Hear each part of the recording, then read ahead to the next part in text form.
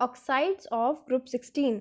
तो oxides of group 16 में हमने सबसे पहले देखना है डाइऑक्साइड। ठीक है, पहले आज के वीडियो में हम पढ़ेंगे डाइऑक्साइड्स के बारे में। तो लेट्स स्टार्ट।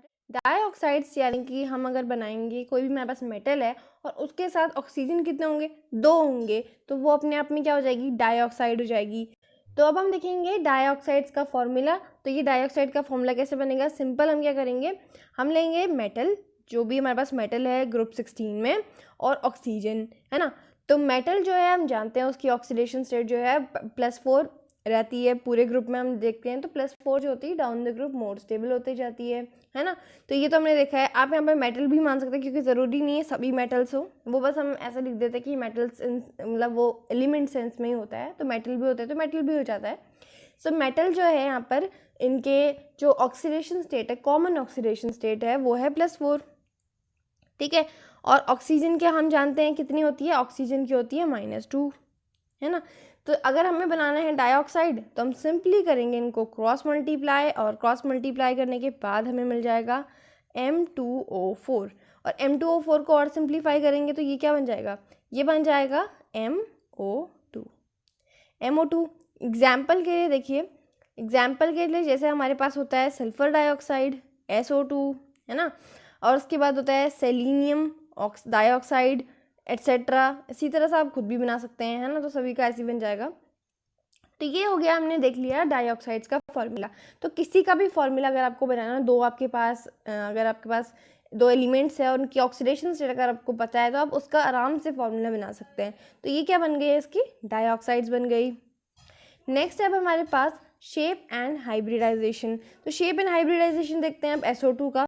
फॉर एग्जाम्पल अब हम देखेंगे सल्फर डाइऑक्साइड का शेप एंड हाइब्रिडाइजेशन। तो जो हमारे पास इसका शेप एंड हाइब्रिडाइजेशन होगा, और सिंपल सी बात है, पूरे ग्रुप का वही चलेगा, है ना। तो SO2 का हम देख लेते हैं एक बार।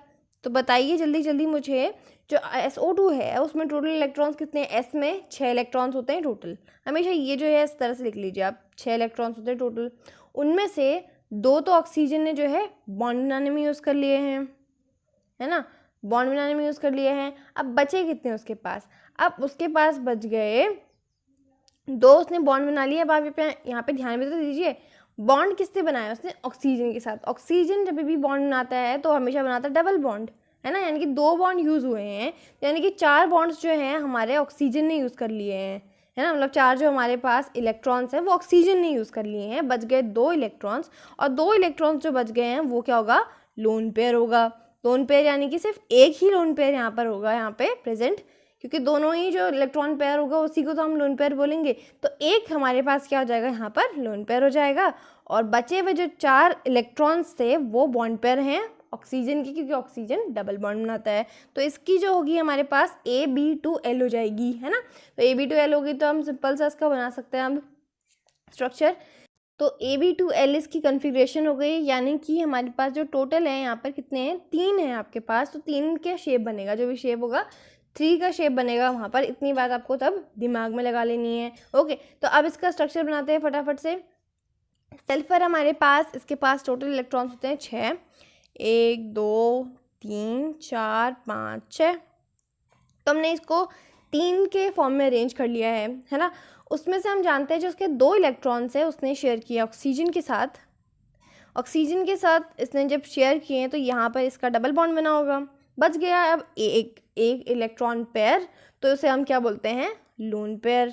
ओके, तो ये हो गया लोन पेयर हमारे पास। अब हम देखेंगे इसका शेप और इसकी हाइब्रिडाइजेशन। क्या है इसकी हाइब्रिडाइजेशन, तो शेप यहाँ पर आपको समझ में आ गया होगा। शेप कैसा है, आपके पास एक लोन पेयर दिख रहा है, ये शेप कैसा है, वी जैसा शेप दिख रहा है, तो हम इसे क्या बोलेंगे, बैंड शेप, और या फिर वी शेप इसे हम बोलेंगे।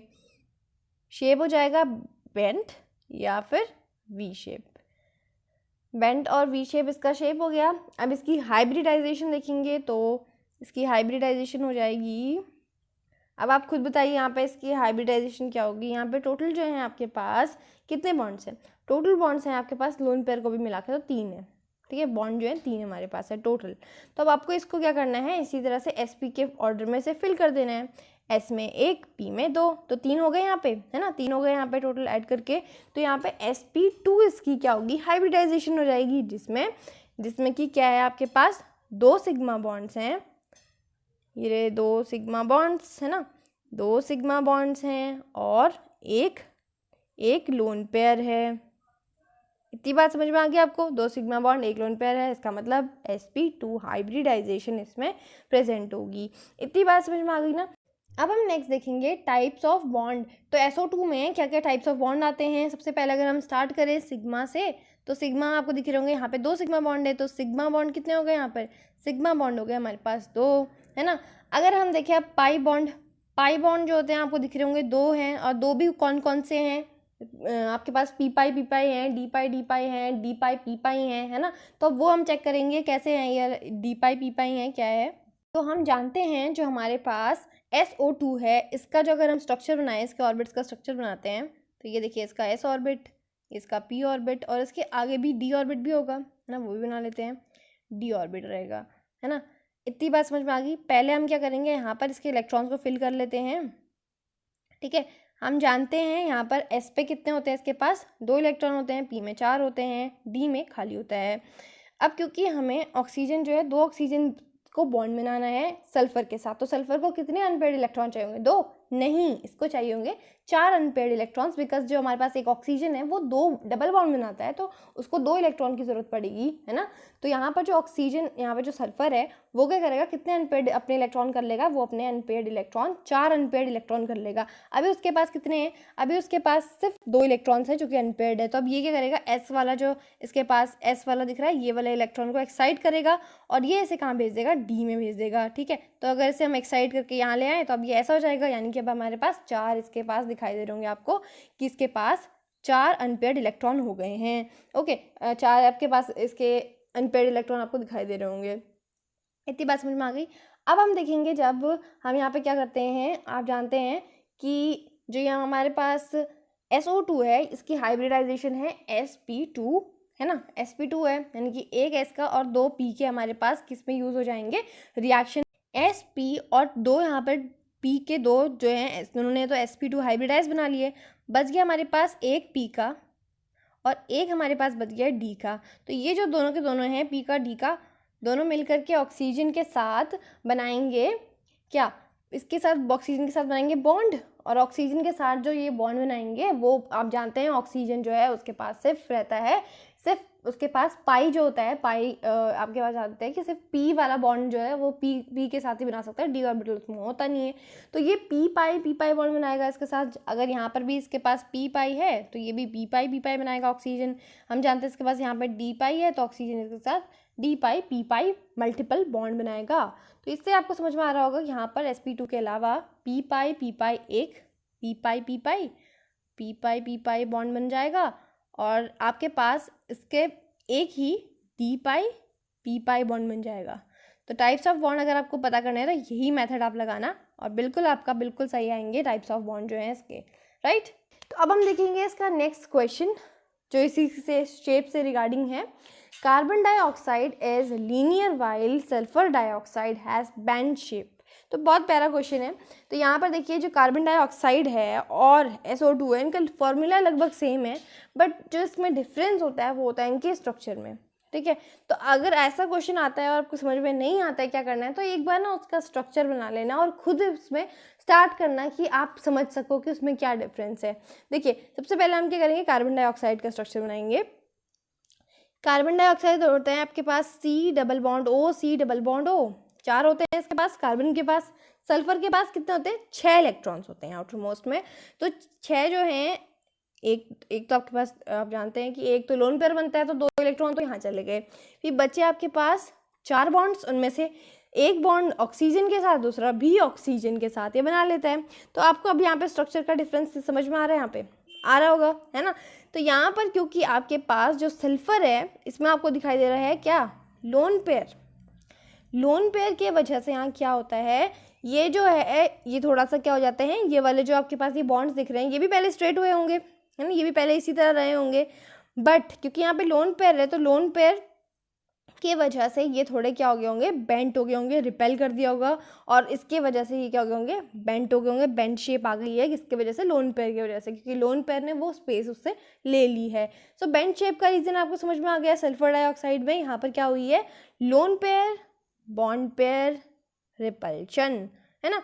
एक लोन पेयर ने दूसरे बॉन्ड पेयर को रिपेल किया है। सो यहाँ पर रीज़न सिंपल सा रहेगा कि यहाँ पर जो हमारे पास सल्फर डाइऑक्साइड है उसमें क्या होता है, हमारे पास जो उसका शेप है बेंड शेप है, उसका रीज़न क्या है, उसका रीज़न है लोन पेयर और बॉन्ड पेयर जो है एक दूसरे को रिपेल करते हैं, simply lone pair bond pair repulsion occurs.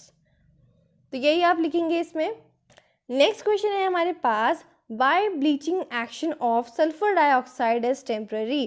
तो ये वाला जो क्वेश्चन आपको समझने के लिए एक बहुत ज़्यादा इंपॉर्टेंट बात जो है इसमें वो समझनी होगी। इसके लिए नोट करके हम उसी को समझते हैं सबसे पहले, कि जो आपके पास ब्लीचिंग एक्शन होता है सल्फर डाइऑक्साइड का टेम्परेरी होता है। तो पहले तो आपको ये समझना पड़ेगा कि ब्लीचिंग एक्शन क्या होता है।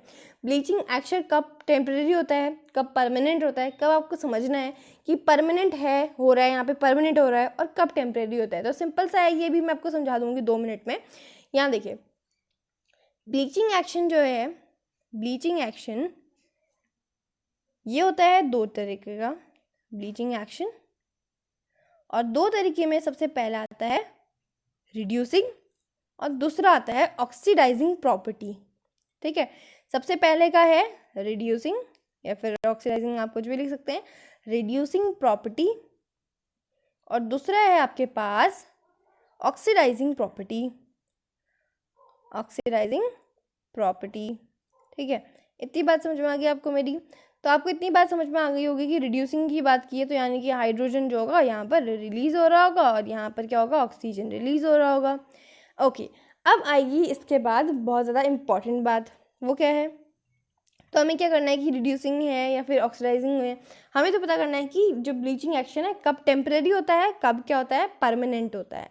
तो बात सुनिए, यहाँ पर जब भी ब्लीचिंग एक्शन हुआ होगा, यानी कि ब्लीचिंग एक्शन हुआ होगा, रिड्यूसिंग प्रॉपर्टी उसने शो की होगी, यानी कि रिड्यूस हुआ होगा, हाइड्रोजन आयन को उसने रिलीज किया होगा, तब क्या होगा, ऐसा एक्शन जो होगा वो ब्लीचिंग एक्शन क्या होगा, टेम्परेरी होगा।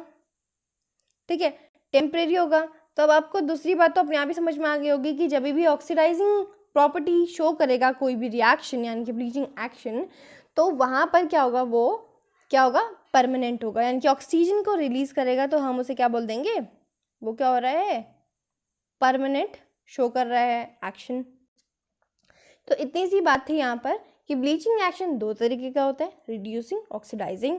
रिड्यूसिंग जो होता है टेम्परेरी होता है, ठीक है, थोड़े टाइम के लिए होता है। परमानेंट जो होता है ऑक्सीडाइजिंग प्रॉपर्टी होता है, यानी कि ऑक्सीडाइज जिसका ऑक्सीडेशन हुआ रहता है वो जो होता है परमानेंटली होता है, परमानेंट टाइम के लिए होता है। ठीक है, बट रिड्यूसिंग वाला जो होता है थोड़े टाइम के लिए होता है। अगर वैसी रिएक्शन हो जाती है तो वो थोड़े टाइम के लिए होती है, बाद में वो अपने स्टेबल फॉर्म्स में कन्वर्ट हो जाती हैं। इतनी बात समझ में आ गई आपको। तो इसका आंसर अब हम लिखेंगे, इसका सिंपल सा आंसर है यहाँ पर कि यहाँ पे क्वेश्चन था, अब क्वेश्चन दोबारा समझते हैं। तो क्वेश्चन क्या था, why bleaching action of sulphur dioxide is temporary. तो यहाँ पर सल्फर डाइऑक्साइड का टेम्परेरी है, तो इसका क्या मतलब हुआ, अभी मैंने बताया था जब भी टेम्परेरी होगा तो वो किसकी वजह से होगा, उसकी रिड्यूसिंग प्रॉपर्टी के वजह से, है ना। तो इसका रिएक्शन लिख लेते हैं, तब इसको और आपको समझ में आएगा, क्योंकि ये तो इन्होंने बोला है कि टेम्परेरी है, तो हमें तो दिखाना भी पड़ेगा कि ये टेम्परेरी क्यों है। तो रिएक्शन लिखिए यहाँ पर, सिंपल से इसकी रिएक्शन देखेंगे तो रिएक्शन होती है SO2 सल्फर डाइऑक्साइड की, हम रिएक्शन करवाते हैं वाटर के साथ। ठीक है, वाटर के साथ रिएक्शन कराएंगे तो यहाँ पर जब वाटर और SO2 रिएक्ट करेंगे तो ये बनाएंगे H2SO4, है ना, H2SO4 बनाएंगे, और यहाँ पर क्या होगा, एक्स्ट्रा जो निकलेगा वो होगा H2, तो H2 भी निकल जाता है यहाँ पर जब हम यहाँ पर रिएक्शन कराते हैं SO2 प्लस वाटर की, है ना। इतनी बात समझ में आ गई। अब हमें तो ये देखना है कि SO2 जो है वो टेम्परेरी है, तो अगर टेम्परेरी है तो उसका क्या रिड्यूसिंग नेचर वो शो कर रहा है ना। तो यहाँ पर हम सिंपली क्या करेंगे, अगर वो रिड्यूसिंग नेचर शो कर रहा होगा तो इसका मतलब वो क्या कर रहा होगा, खुद को दूसरों को रिड्यूस करके खुद को ऑक्सीडाइज कर रहा होगा। तो हमें बस सिंपली ये देखना है कि यहाँ पर जो इसके साथ रिएक्टेंट है ये उसको रिड्यूस कर रहा है कि नहीं कर रहा है ना। तो यहाँ पर अगर वाटर के साथ अगर हम वाटर के देख ले तो H2O को, तो H2O में H जो है शुरू में +1 था, फिर उसके बाद ये क्या हो गया, 0 हो गया है। तो यानी कि इसने इसको क्या किया है, रिड्यूस कर दिया है ना, इसने इसको रिड्यूस कर दिया। इसका मतलब सिंपल सा मतलब हुआ है इसने दूसरों को रिड्यूस किया है, तो ये कैसा नेचर हुआ इसका, रिड्यूसिंग नेचर हो गया, है ना, रिड्यूसिंग नेचर इसने शो किया है। अब अगर हम देखें कि अगर इसने दूसरों को रिड्यूस किया तो खुद को ऑक्सीडाइज किया होगा, है ना, सल्फर की बात कर रहे हैं तो सल्फर ने खुद को ऑक्सीडाइज किया है।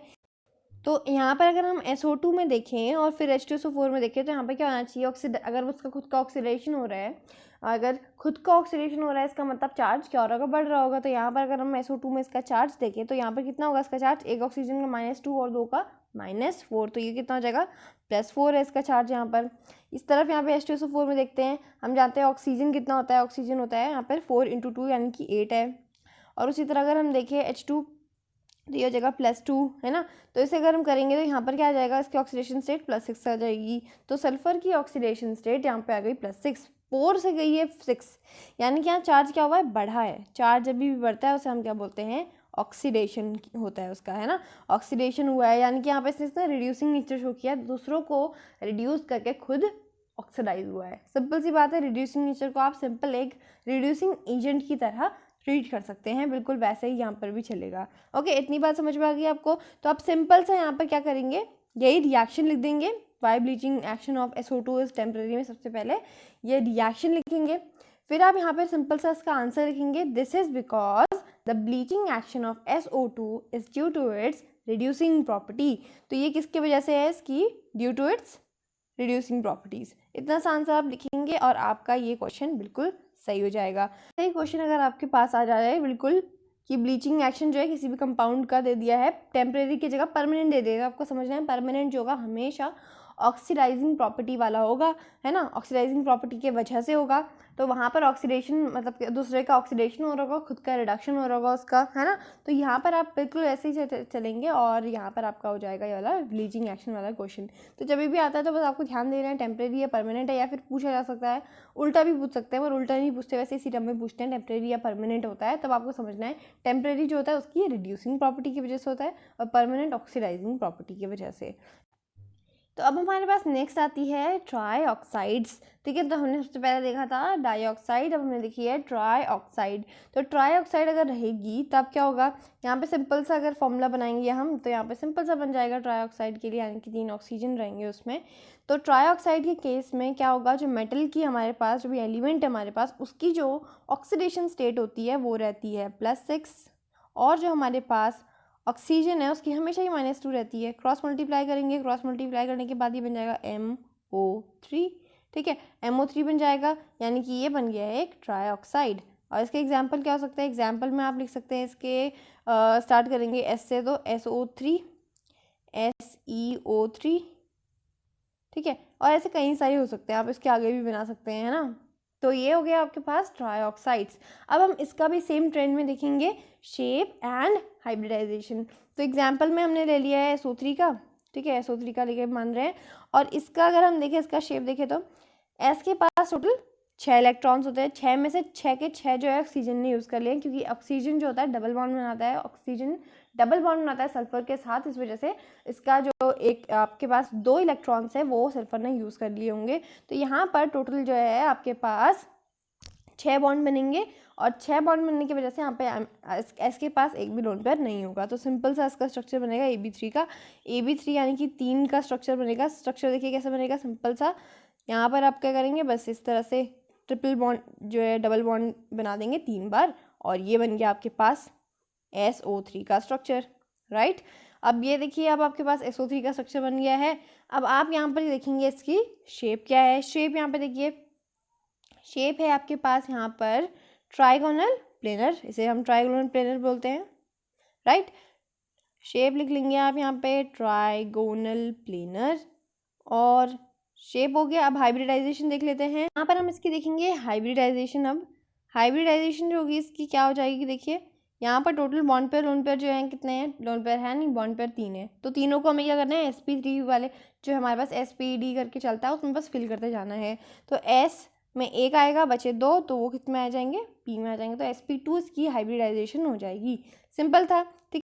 तो यहाँ पर भी अगर हम टाइप्स ऑफ बॉन्ड देख लें इसका, तो टाइप्स ऑफ बॉन्ड में देखिए हम जानते हैं जो सल्फर है, सल्फर डबल बॉन्ड बना रहा है ऑक्सीजन के साथ, वो भी 3 बार बना रहा है, 3 ऑक्सीजन के साथ मिलकर डबल बॉन्ड बना रहा है ना, इतनी बात हम जानते हैं, ठीक है। स्टार्ट करते हैं सबसे पहले सिग्मा बॉन्ड से। सिग्मा बॉन्ड, यहाँ पे कितने सिग्मा बॉन्ड आपको दिखाई दे रहे हैं, 1 2 3 सिग्मा बॉन्ड है ना, तो 3 हमारे पास सिग्मा बॉन्ड है, इतना सिंपल था ये। अब अगर हम पाई बॉन्ड देखें तो पाई बॉन्ड आप जानते हैं कि पाई बॉन्ड जो होता है दो टाइप के हो सकते हैं हमारे पास, पी पाई डी पाई है ना, डी पाई हो सकता है, या फिर डी पाई हो सकता है ना। तो ये जो है टाइप्स ऑफ बॉन्ड हो सकते हैं। अब यहाँ पर अगर हम देखें इसमें कौन सा बॉन्ड रहेगा, तो यहाँ पर देखिए सिंपल सी बात है, यहाँ पर हम क्या करेंगे, फिर से यहाँ पर भी क्या करेंगे, इलेक्ट्रॉन को एक्साइट करके दिखाएंगे। सल्फर का ये इस तरह से हम स्ट्रक्चर बनाएंगे, इसका हमने यहाँ पे स्ट्रक्चर बनाया, यहाँ पे इसका डी ऑर्बिटल बना दिया जो खाली है अभी, है ना, अभी तो ये खाली है, बट यहाँ पे एक्साइट होने के बाद इलेक्ट्रॉन्स जो है फिल हो जाएंगे। यहाँ देखिए अब सल्फ़र में आपके पास ये रहे, आपके पास यहाँ पर एक, है ना, इस तरह से होते हैं आपके पास इलेक्ट्रॉन्स, यानी कि दो सल्फ़र के जो एस ऑर्बिटल है उसमें दो, और पी में होते हैं आपके पास 4। इतनी बात समझ में आ गई। अब जब इलेक्ट्रॉन एक्साइट होगा तो ये वाला इधर जाएगा, है ना, इधर आ जाएगा, और फिर उसके बाद देखिए अभी कितने हो गए, इसके पास अनपेयर कितने होने चाहिए, अनपेयर इसके पास 6 होने चाहिए, तभी तो यहाँ पर ऑक्सीजन आ पाएंगे और 2 इलेक्ट्रॉन के साथ एक ऑक्सीजन बॉन्ड बना पाएगा। तो यहाँ पर अभी हम क्या करेंगे, इसको भी एक्साइट कर देंगे, तो यहाँ पर 2 जो होंगे एक्साइट हो गए यहाँ पर। तो फिर जब यहाँ पे बॉन्डिंग होगी तो बॉन्डिंग होने के टाइम क्या होगा, यहाँ पर जो आप देख रहे हैं पी में और डी में आप देख रहे हैं इलेक्ट्रॉन्स हैं, तो उन्हीं के साथ तो बॉन्ड बनाएगा आने वाला ऑक्सीजन। तो ऑक्सीजन तो आप जानते हैं उसका जो पी ऑर्बिटल है वही करेगा पार्टिसिपेट, डी ऑर्बिटल उसमें एब्सेंट होता है, सीधी बात है ना। तो वो जो उसका पी ऑर्बिटल है वो पार्टिसिपेट करेगा इसमें, और पी ऑर्बिटल बॉन्ड बनाएगा इनसे। देखिए अभी अभी जो ये सारे क्या है, अनपेयर्ड है, अनपेयर्ड इलेक्ट्रॉन्स है ना। तो अनपेयर्ड है तो यानी कि आप जानते हैं एक ऑक्सीजन कितने के साथ बॉन्ड बना सकता है, उसके लिए उसके 2 इलेक्ट्रॉन जो होने चाहिए, उसके पास 2 इलेक्ट्रॉन जो है उसको चाहिए पड़ते हैं अपना एक ऑक्सीजन का बॉन्ड कंप्लीट करने के लिए। तो यहाँ पर देखिए 2 बॉन्ड किस तरह से बनाएगा ये, यहाँ पर देखिए ये 2 करके बॉन्ड बनाएगा, है ना, 2 करके बॉन्ड बनाएगा, यहाँ पर बन जाएगा। यहाँ पर जब इलेक्ट्रॉन एक्साइट करेगा, एक्साइट करके देखिए क्या होगा, ये जो एस का है इधर आ जाएगा, इधर आ गया ये एस का, है ना। तो इसे अब इस तरह से बना लेते हैं, एस का जो है इधर आ गया है तो ये इधर आ जाएगा। अब जो यहाँ पर पी के साथ था ये भी तो एक्साइट होगा, क्योंकि अभी भी यहाँ पर हमारे पास बॉन्ड जो है कंप्लीट नहीं हो रहा है, हमें 6 चाहिए ताकि ऑक्सीजन जो है बॉन्ड बना सके, है ना। तो 6 से चाहिए ताकि अपना बॉन्ड बना ले। अभी हमने देखा कि यहाँ पे इसकी हाइब्रिडाइजेशन कितनी है, sp2 है, यानी कि एक एस के साथ और 2 पी के साथ ये बनाता है बॉन्ड sp2। अब बचे कितने हैं हमारे पास, बच गया हमारे पास एक पी का और बच गया हमारे पास 2 डी के। तो बचे हुए एक जो हमारे पास अनपेयर्ड इलेक्ट्रॉन है पी में और 2 जो है डी में, ये क्या करेंगे, एक पी वाला तो हमारे जो ऑक्सीजन है उसी के पी के साथ पी पाई मल्टीपल बॉन्ड बनाएगा, क्योंकि हम जानते हैं ऑक्सीजन के पास डी ऑर्बिटल तो होता ही नहीं है, तो हम उसके साथ सिर्फ पी पाई बना सकते हैं। तो पी पाई मल्टीपल बॉन्ड जो है एक यहाँ पर बन जाएगा, और यहाँ पे 2 डी है ना, तो 2 यहाँ पर हम क्या करेंगे, यहाँ पर हम इसका बनाएंगे डी पाई पी पाई बॉन्ड। कैसे, 2 यहाँ पर डी ऑर्बिटल है, आप जानते हैं डी ऑर्बिटल में 2 इलेक्ट्रॉन्स हैं, और वहाँ पर हमारे पास ऑक्सीजन के पास वो सिर्फ पी से ही पी पाई बॉन्ड बना सकता है, डी ऑर्बिटल उसके पास है नहीं। तो डी, इसके जो डी के इलेक्ट्रॉन्स है उसके साथ मिल करके यहाँ बनाएंगे डी पाई, 2 डी पाई पी पाई मल्टीपल बॉन्ड बनाएंगे, क्योंकि यहाँ पर हमारे पास 2 डी, तो इसीलिए यहाँ पर पाई बॉन्ड्स में एक पी पाई मल्टीपल बॉन्ड बनता है और 2 डी पाई पी पाई बॉन्ड बनते हैं, क्योंकि 2 है ना, आपके पास 2 हैं इलेक्ट्रॉन्स यहाँ पर डी ऑर्बिटल में। इतनी बात समझ में आ गया आपको, है ना। यहाँ पर ये इन्होंने क्यों नहीं पार्टिसिपेट किया, क्योंकि ये हाइब्रिडाइज हो चुके हैं, sp2 हाइब्रिडाइज्ड है ना, मैंने आपको पहले बता दिया हाइब्रिडाइजेशन हो चुका है। तो अब हम यहाँ पे देखेंगे इसका next question, why SO2 acts as both oxidising as well as reducing agent while SO3 does not. ठीक है, ईजी सा क्वेश्चन है।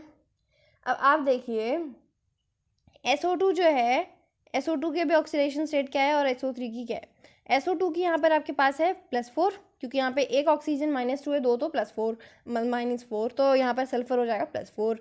उसी तरह यहाँ पे SO3 में क्या होगा, ये एक ऑक्सीजन -2, 2 कितने 3 कितने हो जाएंगे -6, और यहाँ पर सल्फर हो जाएंगे +6, है ना। तो इतनी बात समझ में आ गई आपको। अगर आप बोलें 4 + 4 जो है +6 हो सकता है, +6 हो सकता है, इसका मतलब ये ऑक्सीडाइज हो सकता है ना। और ये +4 जो है +2 हो सकता है, यानी कि ये रिड्यूस भी हो सकता है ना।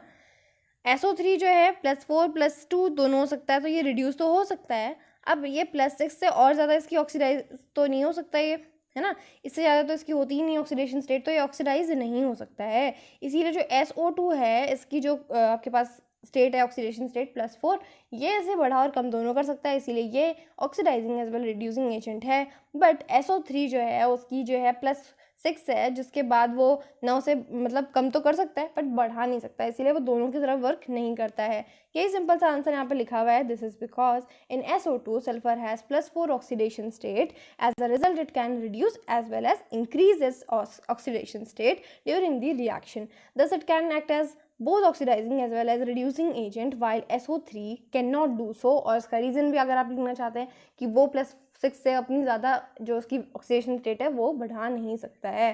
ठीक है, तो आज हमने ये सारा पढ़ा है, बहुत ज़्यादा अच्छा था ये चैप्टर, है ना, चल रहा है अच्छा चैप्टर, अभी ख़त्म नहीं हुआ है ना। तो ये जो चैप्टर है अभी हमने इसके बाद देखना है हलाइड्स ऑफ ग्रुप 16। अभी हमारे पास जो टॉपिक था, अभी हमने क्या पढ़ा है, अभी अपने ऑक्साइड्स जो हम पढ़ रहे थे, डाई ट्राई ऑक्साइड्स वाला जो टॉपिक था वो हमने ख़त्म कर लिया है। अब हम नेक्स्ट वीडियो में मिलेंगे विद हलाइड्स ऑफ ग्रुप 16। ठीक है, तब तक के लिए good bye. If you found my video helpful, then please like the video and comment if you have any doubts regarding the topic, and do subscribe the channel if you really wanted to learn like this. So keep watching my videos and stay tuned.